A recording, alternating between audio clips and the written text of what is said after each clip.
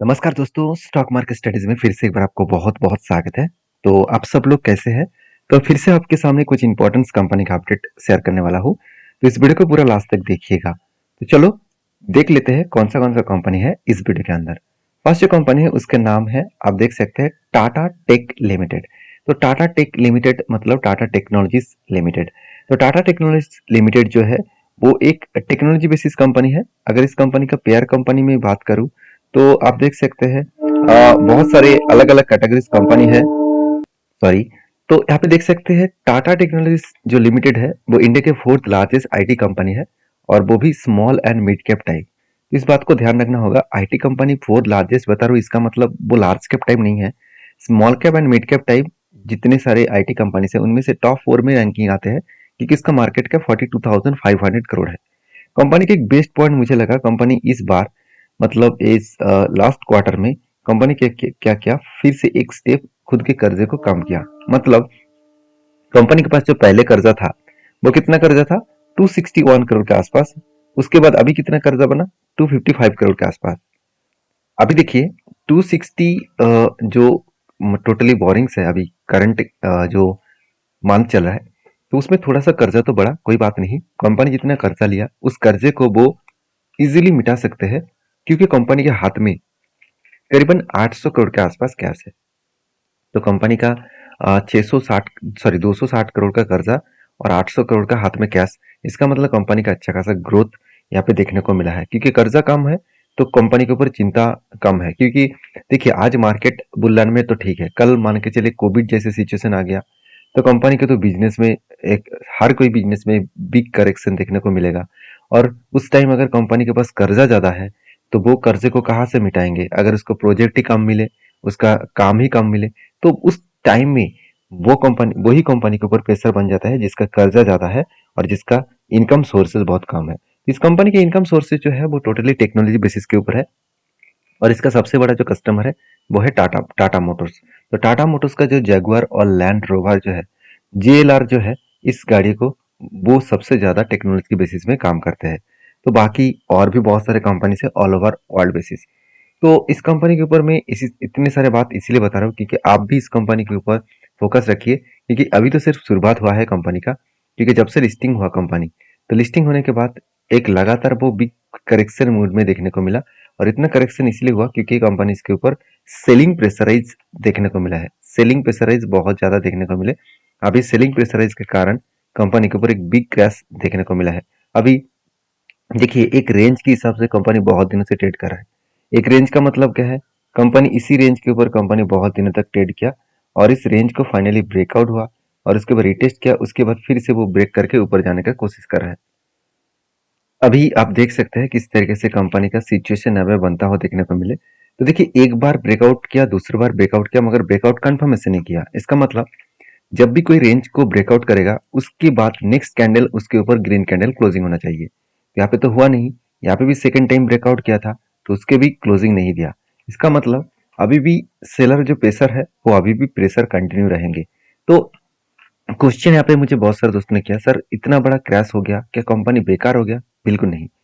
Company का जो listing gain देखने को मिला था बहुत शानदार था, और उस लिस्टिंग गेन के बाद बहुत सारे लोगों ने बाई पहले से करके रखे थे, तो वो लोग क्या कर रहे हैं, अभी माल बेच रहे हैं। अभी देखिए मार्केट भी अभी नेगेटिव सेंटीमेंट है, और इस कंपनी के ऊपर भी एक सेलिंग प्रेशर है, तो इसलिए वो लगातार गिरते चले जा रहे हैं। बाकी इस कंपनी के ऊपर कोई खराबी सिचुएशन अभी तक देखने को नहीं मिला। तो जो लोग इस कंपनी के ऊपर काम करना चाहते हैं, तो मैं जरूर कहूंगा एक अपॉर्चुनिटी है। जब अपॉर्चुनिटी आपको मिलेगा तब उस कंपनी के ऊपर काम करना। मैं फिलहाल के लिए कोई भी ट्रेड नहीं ले रहा हूँ, क्योंकि इस कंपनी के ऊपर जो ग्रोथ है फ्यूचर का, वो ग्रोथ और पर्सपेक्टिव व्यू से देखा देखा जाए तो कंपनी में अपकमिंग टाइम्स में अच्छा खासा फ्यूचर ग्रोथ देखने को मिलेगा। तो बाकी आपके क्या ओपिनियन है जरूर कमेंट्स करना, क्योंकि म्यूचुअल फंड और एफ दोनों ने ही अच्छे खासा बाई करके रखे हैं। तो नेक्स्ट जो कंपनी है, तो उस नेक्स्ट कंपनी का नाम है टाटा पावर। देखिए टाटा पावर के ऊपर लगातार एक ग्रोथ देखने के बाद अभी देखिए थोड़ा सा करेक्शन हुआ। कितना करेक्शन हुआ, चलो सबसे पहले मैं टेक्निकली चार्ट पैटर्न्स के ऊपर आपको बातचीत कर लेता हूँ। देखिए कंपनी के ऊपर एक पैटर्न क्रिएट हुआ था। पैटर्न्स मतलब एक रेंज यहाँ पे क्रिएट हुआ था। वो रेंज कुछ इस तरीके से बना था। एक लेवल में वो कुछ टाइम होल्ड किया और इस होल्ड करने के बाद कंपनी ने क्या किया, ब्रेकआउट किया। तो जब ब्रेकआउट किया तब मैंने आपको ये भी बताया कि अगर रिटेस्ट करके फिर से अगर ऊपर जाने का कोशिश करे तब मैं एंट्री लूंगा। तो फाइनली यहाँ पे थोड़ा सा ऊपर जाने के बाद रिटेस्ट किया, रिटेस्ट करने के बाद फिर से वापस जाने का कोशिश कर रहे हैं। और यहाँ पे आप देख सकते हैं रिटेस्ट करने के बाद जब वापस जा रहा है तो इसका जो मैं टारगेट लेके चल रहा हूँ वो करीबन 30% के आसपास। अभी 30% के जो टारगेट लेके चल रहा हूँ, तो इस 30% टारगेट क्यों लेके चल रहा हूँ, तो कंपनी के ऊपर यहाँ पे एक सिचुएशन बनता हुआ देखने को मिले। इस सिचुएशन वो देखिए धीरे धीरे करके वो ऊपर लेके जा रहा है। हाँ, कुछ दिन मार्केट गिरावट का माहौल में है तो इसलिए करेक्शन भी हुआ। तो यहाँ पे भी देखिए करेक्शन हुआ था, उसके बाद देखिए किस तरीके से रिकवरी किया, फिर से करेक्शन हो रहा है, यहाँ से भी फिर से रिकवरी करने की कोशिश करेंगे। इसका मतलब क्या है, इंस्टीट्यूशन अच्छा खासा बाइंग करके इस कंपनी को आगे लेके जाना चाहता है।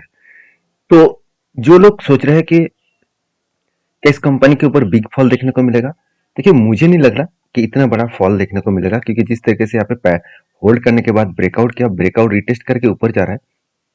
और ध्यान से देखिएगा जो हाई बन रहा है वो हायर हाई बन रहा है, मतलब यहाँ पे भी हाई बने, उसके बाद यहाँ पे भी हाई बने, उसके बाद उसके ऊपर हाई बने, तो इसको कहा जाता है हायर हाई। तो जब भी कोई पैटर्न हायर हाई बनते बनते आगे बढ़े तो वो जरूर ऊपर जाने का कोशिश करेंगे। तो इतने सारे बात कहने का जो मेन मकसद है कि कंपनी का परफॉर्मेंस अच्छा है, जिसके चलते है कंपनी लगातार ग्रोथ कर रहा है। जैसे इस कंपनी के ऊपर अगर ध्यान से देखेंगे तो म्यूचुअल फंड ने क्या किया, नवंबर मंथ, अक्टूबर मंथ, जनवरी, इस तीनों मंथ में अच्छा खासा बाइंग किए।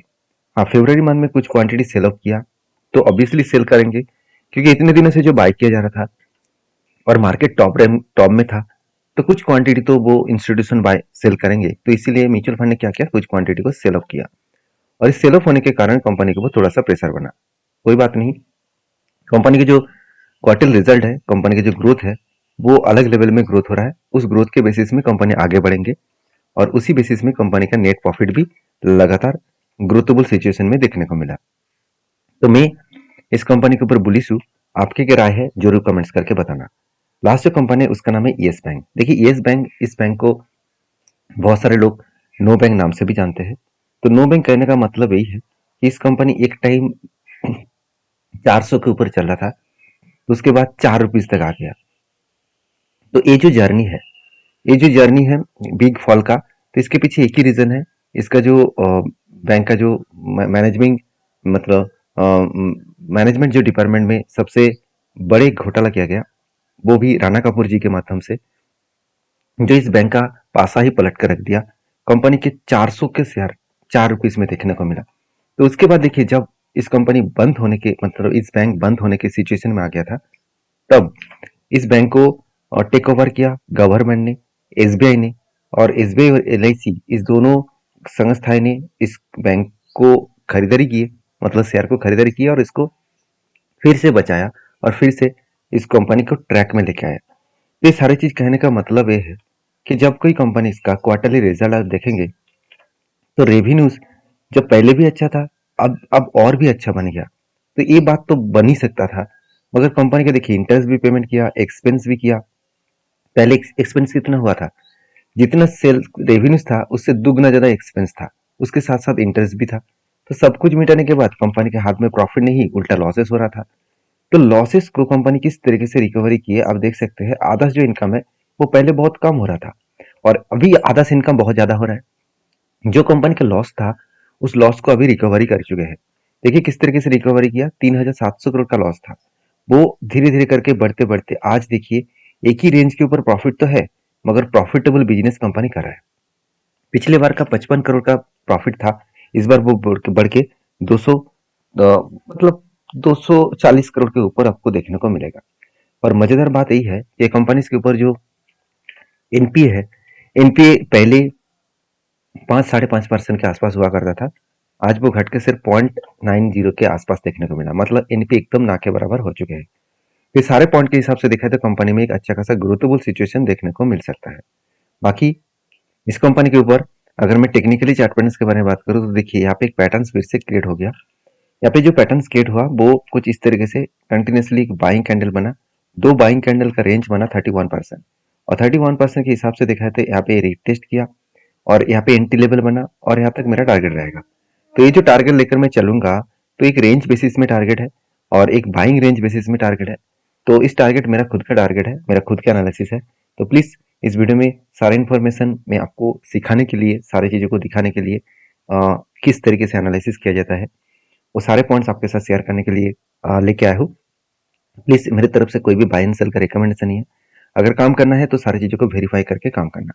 तो मिलते हैं नेक्स्ट वीडियो में, तब तक के लिए धन्यवाद।